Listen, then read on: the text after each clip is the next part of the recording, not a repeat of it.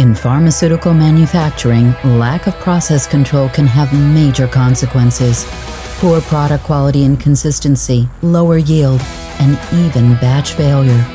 It can also result in regulatory non-compliance, leading to costly recalls, production downtime, and damage to your reputation. Process control requires reliable process analytics.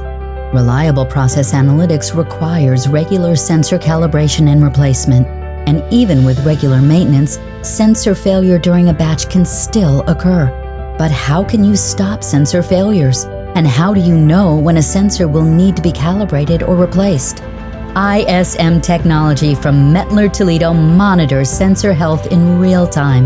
Advanced diagnostics calculated directly in the sensors predict to the day when sensor maintenance should be performed. The DLI shows you when a sensor will reach the end of its reliable working life. The ACT calculates when the sensor should next be calibrated, and the TTM indicates when cleaning will be necessary. Now, sensor maintenance can be planned for when it will truly be needed, crucially, before a batch starts, and sensor failures during the batch become a thing of the past.